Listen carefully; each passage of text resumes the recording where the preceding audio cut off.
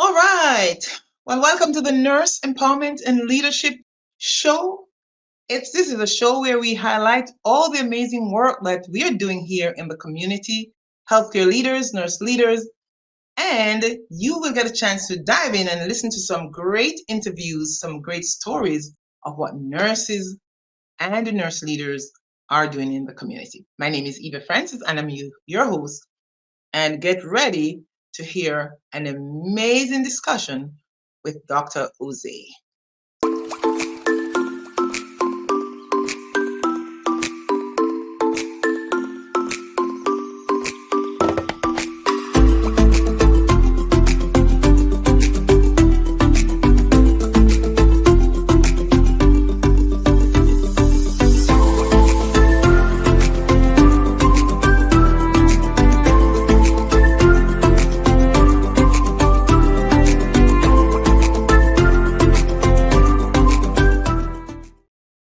All right, we are back. Dr. Jose Arnold Tariga, registered nurse, PhD.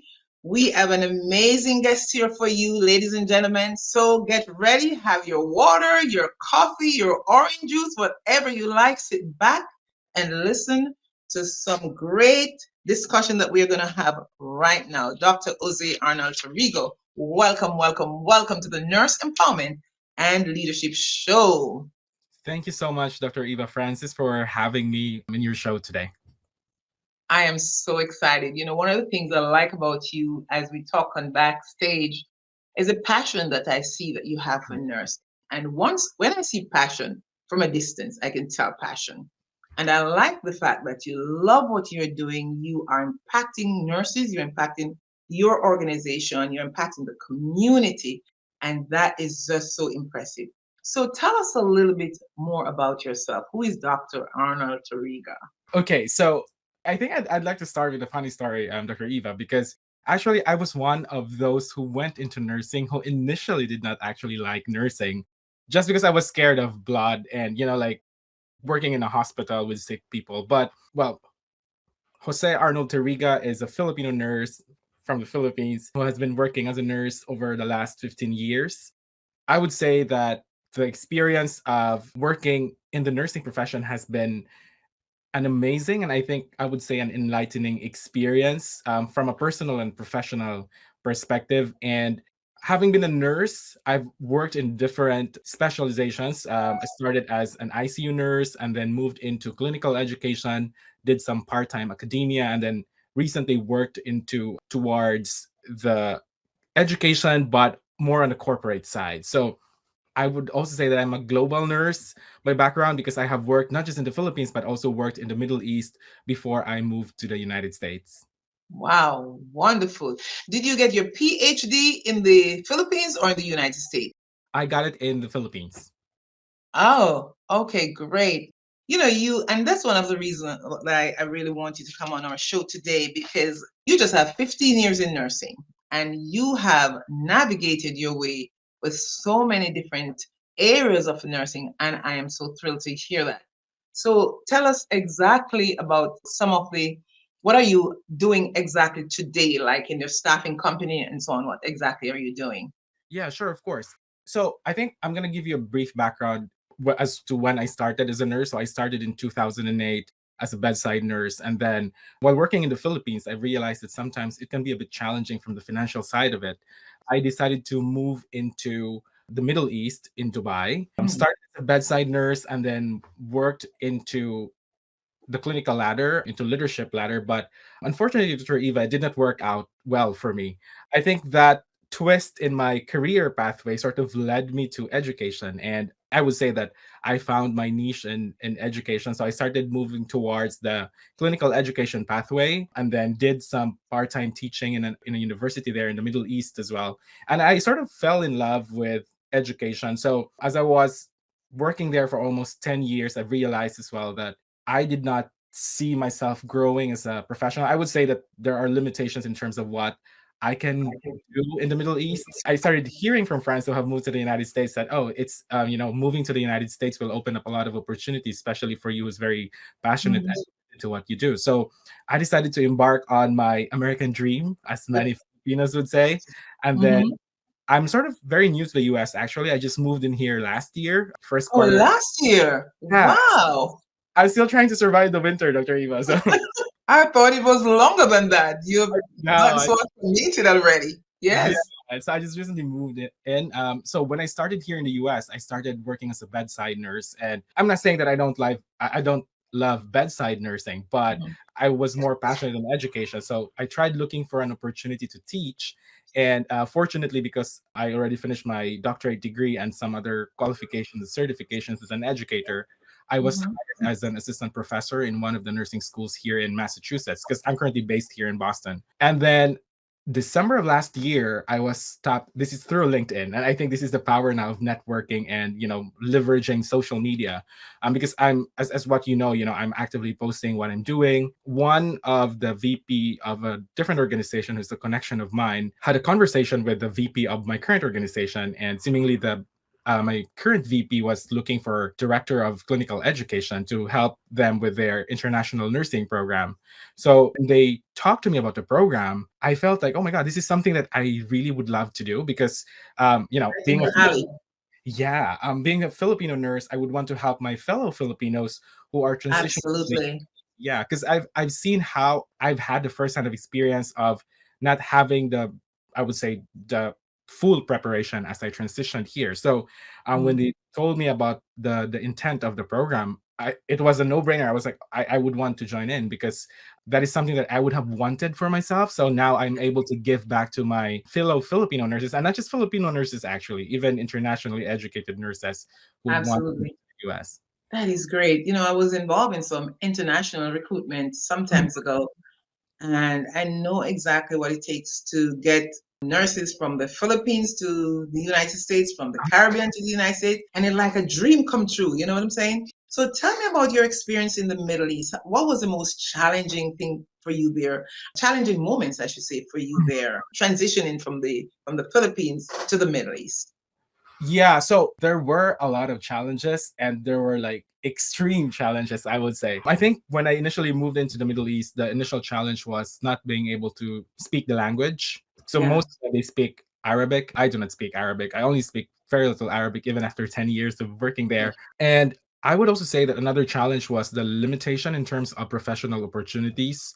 Mhm. So, as much as a lot of the hospitals there in the Middle East have sort of followed the system from the United States or from UK, there's still not a lot of subspecializations that you can see there as opposed to what you can see here in the United States. Like Yeah. there's like hundreds of certifications and specializations that you can go to. So in a way that's sort of limiting for a nurse professional who would want to venture into something. To advance yourself. Yeah, but one of the major challenge that I really faced, I would say, was I think for lack of better words, the discrimination of me being a Filipino and being non-Western trained. So when I started my career there, and I guess this is coming from a background in the Philippines, our career development or pathway, we usually just look into either becoming a charge nurse or going into the leadership position or becoming a clinical instructor in the academia. So when I moved into the Middle East, I had that mindset with me that, oh, I want to go up the ladder in nursing leadership. So I worked really hard, to prove that I'm capable of leading a team. But then it was so difficult because they will always tell us that, you're not Western trained, you're not Yeah. qualified.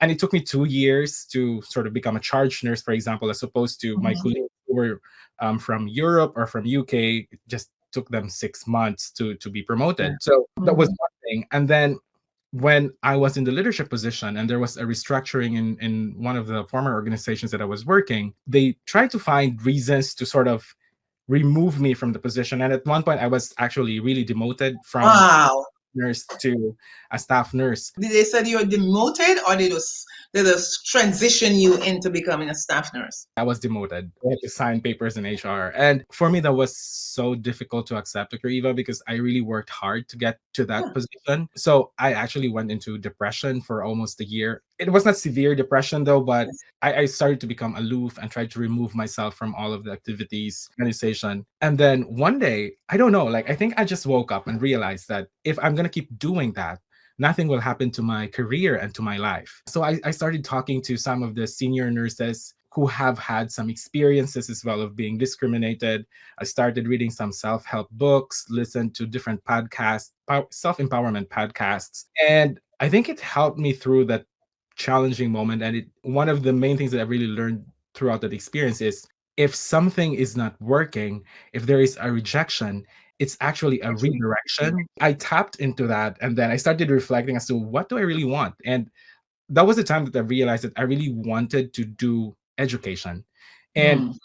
I started looking for opportunities again, and I was still working on the same hospital at the time. And then there was an opening for a clinical resource nurse, sort of like a nurse educator in the unit. They told me that, no, you have a history of being demoted. You're not Western trained. So this issue of being non-Western trained always comes up over and over again. So I was like, if you're not going to give me the job or the title, is it okay if I'm going to do an acting role just to help out and just to train myself, because I'm really very passionate about it? Give me the acting role. So they allowed me to do it without the pay, without the title. But for me, that was a learning opportunity. So I accepted it, and eventually they hired a person to do the role. But then that person sort of became my mentor as well in clinical education, Mhm. and I sort of became her mentor in terms of how we do things clinical area. So since then, I kept doing a lot of things. And that was the time that I became very active in LinkedIn as well. Because one thing that I've realized is that people will never know what your capabilities are if you do not showcase it. And it's not If about, you don't showcase it, yes, and yeah, show up and showcase yourself. show up and showcase. Yeah. Yes, yes, It's, yes, it's not even about boasting that you are, you are this person. It's really just letting them know that, hi, I'm here and I can help. yes, You can tap me. So that is, I think, the start of me becoming so active in LinkedIn, because I wanted to sort of empower myself and also empower others that yes, we can do something even if I'm not Western trained. yes. But You can that, empower somebody. You can inspire someone. Yes, yes, exactly. absolutely. Yeah, but that being said, like I also learned, I think one thing that I've learned is to also listen to feedback and adapt to your environment. So since I've been hearing that you're not Western trained, you don't have Western qualifications, I've learned that. And I was like, okay, if that's what you're looking for, I'm gonna try to look for US certifications. So that you Yeah. cannot say that I don't have Western qualifications. I took exams for certifications, and that is why like I have a certification as a nurse educator, as a nursing professional development. And eventually, before I left the United States, I applied for a scholarship in Harvard Medical School because they have a postdoctorate certificate in training to teach in medicine, Mhm. which I actually got in and finished last year. So I think eventually, like, people have been seeing that, like, firstly, it's not really about Western training, but yes, if they need Western training, I already have Western training. So say that I'm not capable. So eventually, I was able to move to a different organization who offered me the job, the pay. And funny enough, like after working 2 years in that new organization, the old organization had a change in leadership again. And this Yeah. time, their executive director actually asked me if I'm willing to work for them as the lead educator. And I was like, I Yeah. actually came from that organization, but I was not given the opportunity. And I think one thing, I'm not so sure if you're aware with this, the pay in the Middle East is based on your nationality. So for Do they pay you different from from their own nurses? yeah, I didn't know that. It's based on your nationality. I it thought it is. was based on your experience. No. So, for example, if both of us, we are both nurses, but since you are an American nurse, and I'm a Filipino nurse, if we're going to be Mm-hmm. doing the same job, you're going to be paid twice or three times than mine. So that was one of the things that I advocated as That well. is so unfair. It is. But one thing that I've learned is that when they try to bring me back to the old organization, I told them that, I would love to consider coming back because I loved working with the people that I have worked before. But you have to pay me with the right compensation for the role, not for my nationality, because you're paying for the experience and the expertise. And Yes, so yes, they did. And so they did. So I realized that sometimes we really have to advocate for ourselves, and we really have to fight. And it can be challenging sometimes. Sometimes you will not be heard, sometimes you will not be seen. But I think if you just keep doing what you love doing and showcasing it, showing up for what you love doing, everything will just fall into place. But then again, it's not easy. yes, definitely. And you know what? The truth is, you're so right about that. You really have to, and it's not about bragging. It's about showing and letting everyone know what you're doing. And it's just that. it will inspire someone, it will motivate someone, it will empower somebody, and of course, helping somebody to advance themselves and maximize their own potential. So I'm glad you did that. The LinkedIn is a great place to showcase who you are, what you're doing with your profession, and so on and so forth. So, Dr. Oze, so tell me about a little bit about, so as far as education is concerned, what are some of the most challenging aspects of education? Because I know that's your passion. You love education. And I'm sure that you're going to find nurses watching this video who want to go into education. Some Filipinos and some non-Filipinos, they want to go into education and they want to know what it is like to be an educator and educating nurses who are experienced and non-experienced. Yeah, I think so. I would say that there's a lot of challenges being an educator, especially in this era where the research evidence-based practice is rapidly changing. What true 5 years ago might not be true today, just because there's a lot of advancements in technology and healthcare. One thing that I would say that is a bit challenging is sometimes how rapidly technology impacts education and training. So when I was working as an assistant professor last year, that was a time when ChatGPT came up. Uh, Yes.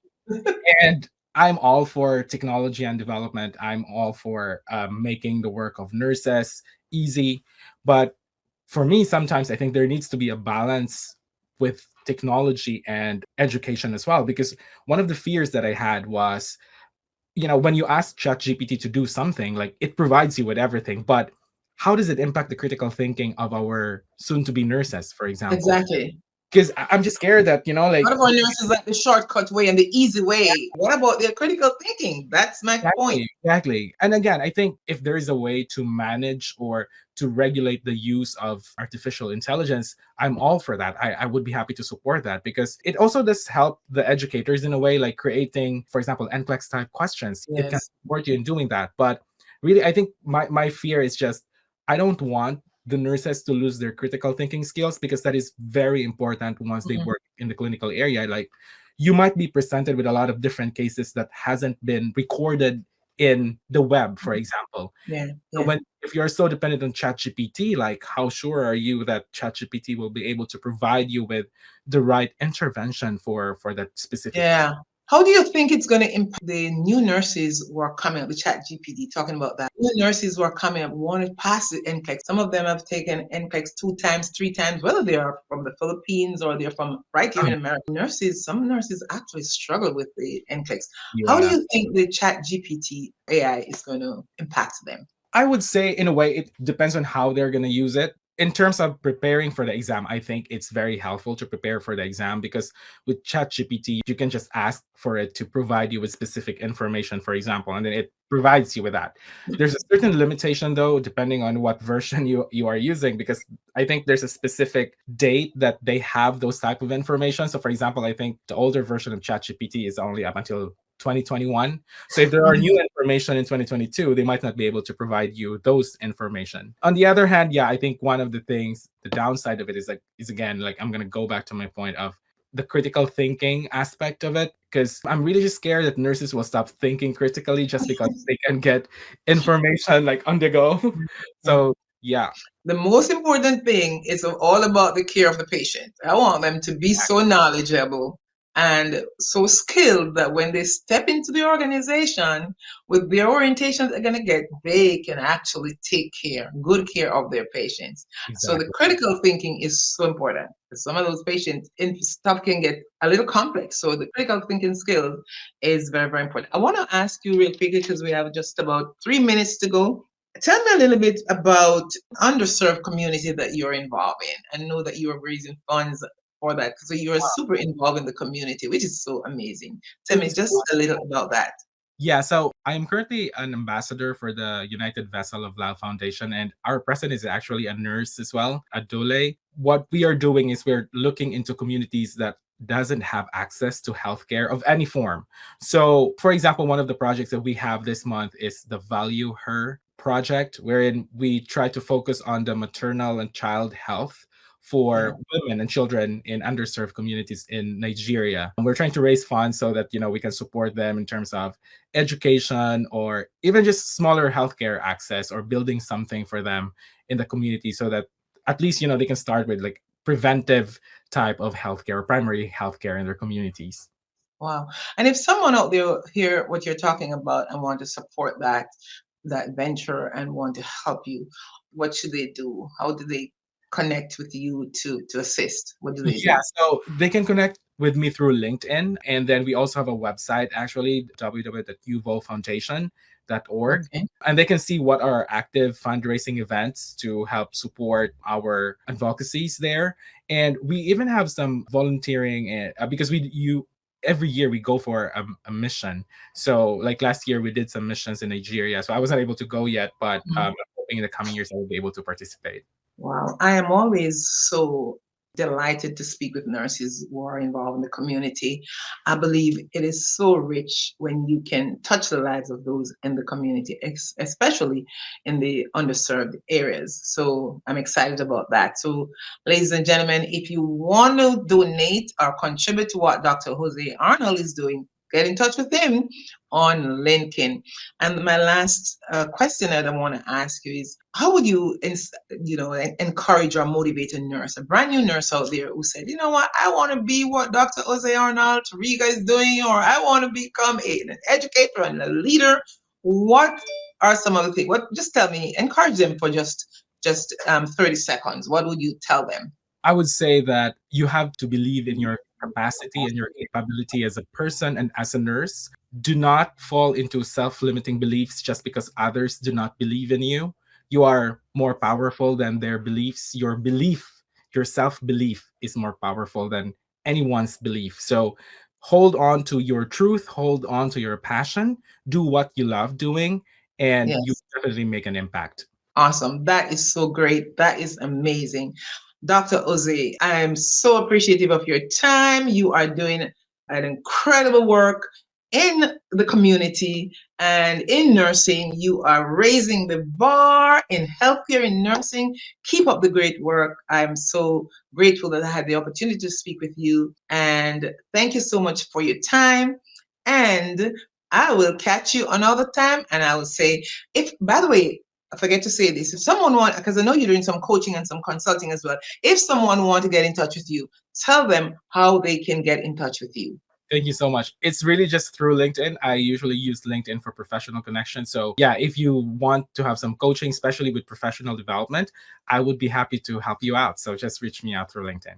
Awesome. You are very active on LinkedIn. So again, ladies and gentlemen, nurses, nurse leaders, if you'd like to get in touch with Dr. Jose Arnold, get on LinkedIn and make sure you connect with him.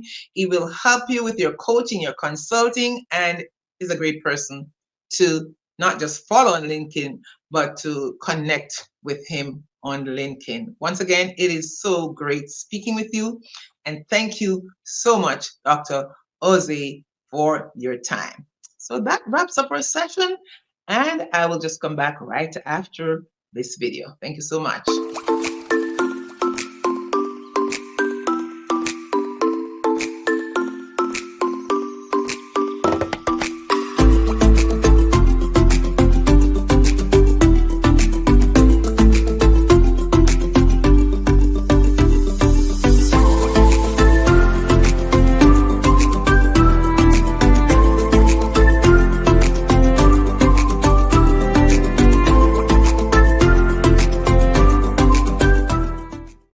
Ladies and gentlemen, thank you so much for watching our video, and I will see you on the next one.